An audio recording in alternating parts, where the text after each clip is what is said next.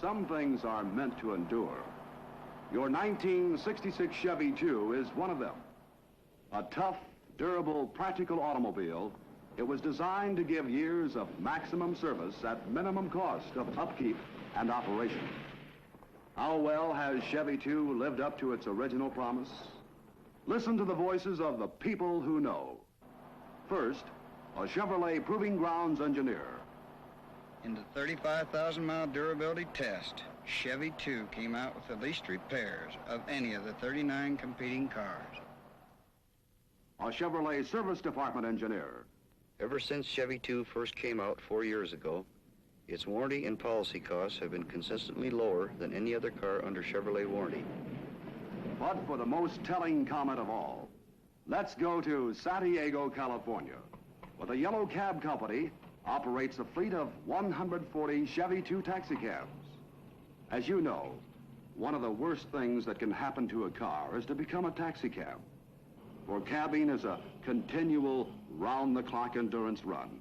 60,000 miles a year of grueling stop-and-go driving that goes on and on until the car literally falls apart. How are these 140 Chevy II cabs standing up to the brutal punishment of taxicab service? Listen to Charles Pratt, president of San Diego Yellow Cab Company. We're extremely happy with the Chevy II. We've used them now for 4 years. We've had good driver and passenger reaction to them, and they have stood the gaff real well. What about operating costs? Well, operating costs are substantially less than the standard model car for several reasons. One, we have longer brake life. Car weighs a lot less, so we can get by with a different licensing fee, which is a substantial saving to the operator. Good gasoline economy, of course, is a big factor also. How do you think Falcons would work out in taxicab service, Mr. Pratt? Well, I don't know. From the things we hear from other operators around the country, nothing compares to the Chevy II as far as our costs are reflected. Are you going to continue buying Chevy IIs, Mr. Pratt? Yes, I just ordered 40 more of the 66 models. Listen to Ross Dowers, shop foreman, San Diego Yellow Cab Company. The Chevy IIs are averaging around 140,000 miles before a major overhaul. Some of them have gone 200,000 miles before we've even had the head off. Listen to the drivers. Well, the Chevy II is a real first-rate car. It gets you where you're going, and it's important. You don't make money standing on a street corner waiting for a tow truck. You gotta have a car you can depend on. Like a Chevy II? That's right, like a Chevy II. Sure, I like the Chevy II fine. It handles like a baby carriage. That's important, too. You ain't so tired nights. Let's face it, it's a hell of a car. And that's the story told by the people who know. Though Chevy II is more beautiful this year than ever before, though it ushers in whole new dimensions of style and luxury, it's still the car with the unmatched record for toughness, economy, and long-lasting durability.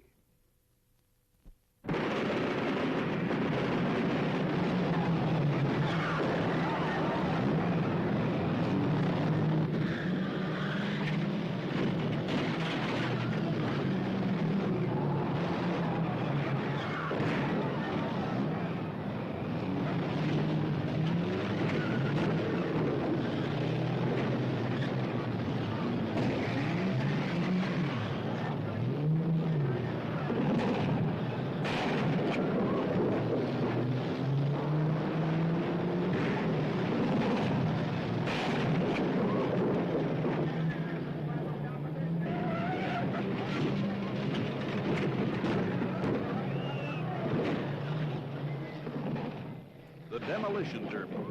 This is part of your 1966 Chevrolet selling story.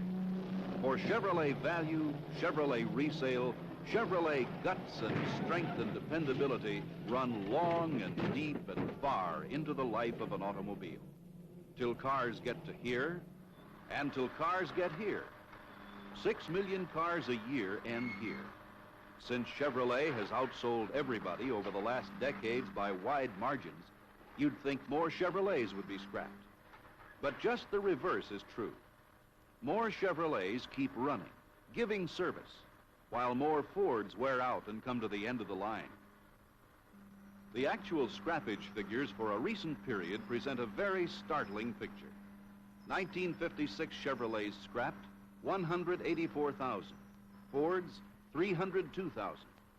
55 Chevrolets, 289,000.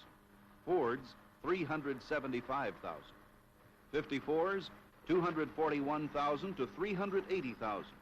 53s, 381,000 to 455,000. In a recent 7-year period, over 595,000 more Fords were scrapped than Chevrolets. The reason for that isn't sentiment. It's value, basic, fundamental Chevrolet value.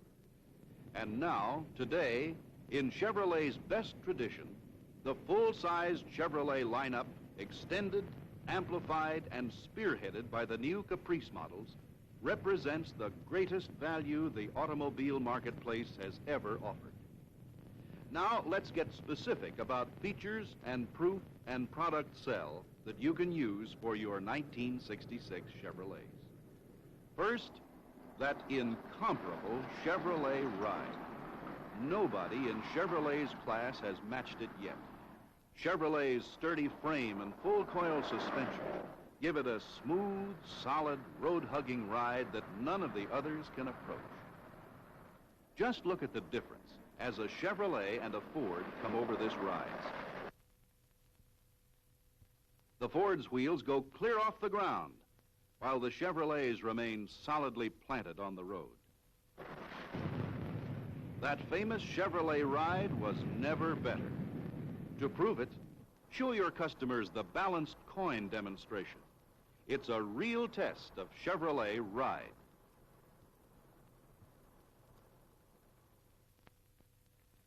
Chevrolet not only rides better, it has a shorter turning diameter and quicker, more responsive steering. Try that with a Plymouth VIP. Inches difference gives Chevrolet a real advantage over Plymouth. Here's a test to demonstrate a Chevrolet quality advantage. Try it first on a Ford LTD. Now try it on a Caprice. That Caprice body is solid as a rock. Here's another demonstration, proving that Chevrolet quality is more than skin deep.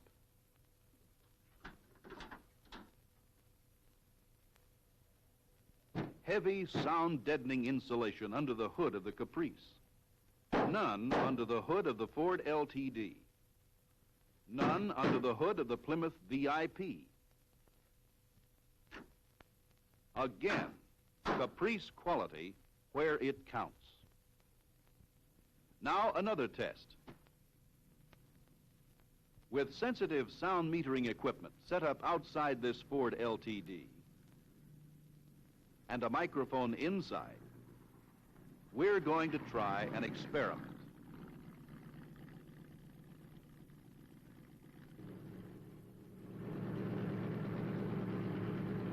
With the door open, the sound level, as heard inside each of the 3 cars we'll be testing, is a little over 0.9.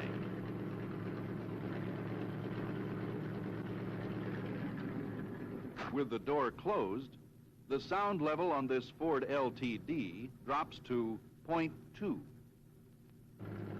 Next, the Plymouth VIP. With the door closed, the sound level again drops to 0.2. And now the Caprice. With the door closed, the sound level as heard inside the car drops to a trifle over 0.1. Nearly 90% of the outside noise has been sealed out by the extra soundproofing in the Caprice. Anybody can build a more powerful engine if he doesn't care how much gas it uses. But Chevrolet does care. Here's a test to give you the lowdown on fuel economy. Each car will use exactly 1 gallon of gasoline. Caprice with a 396 cubic inch engine, Ford with the 390, Plymouth with the 383. All 3 with automatic transmissions.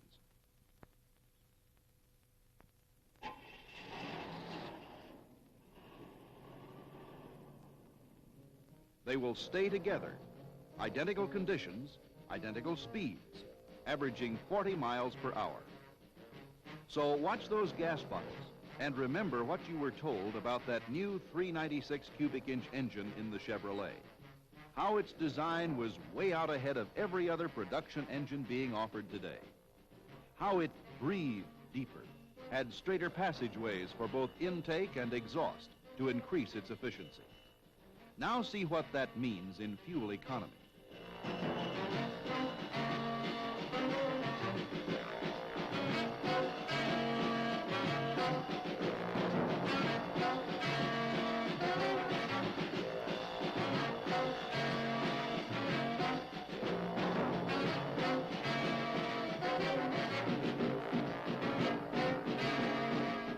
That's it for the Ford.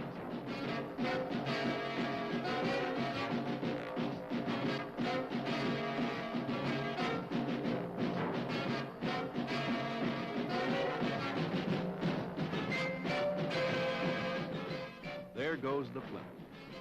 But the Chevrolet, with that new 396 cubic inch engine, is still rolling right along.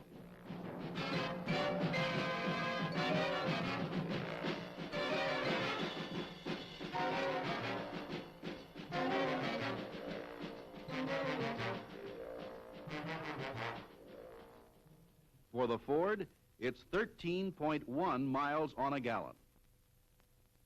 For the Plymouth, it's 13.6 miles. For the Chevrolet, it's 15.7. 2 1/10 more than Plymouth. 2 6/10 more than Ford. Chevrolet leadership gives you so many advantages. And one of the biggest is price.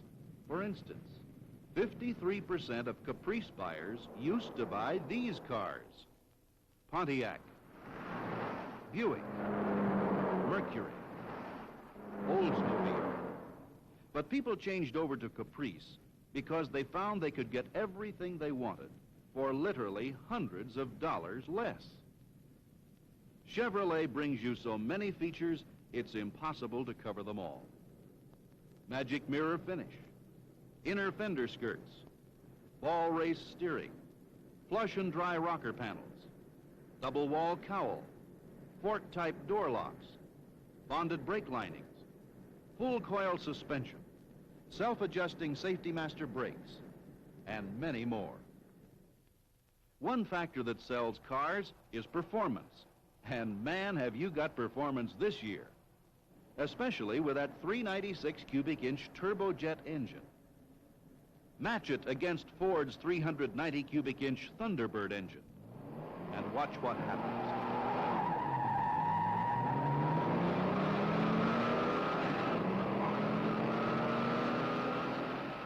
Look at the way the 396 moves out to an early lead and holds it right through the run. And don't forget that 396 turbojet is exactly the same engine that just trounced the Ford in economy. And now, as a fitting climax, a 66 Impala Super Sport with a high-performance 427 turbojet challenges some of the highest horse-powered cars on the road today. Buick Wildcat, Pontiac GTO and Grand Prix, Old Starfire, Ford LTD and Plymouth VIP. And here they go, Chevrolet leaving them all in the dust.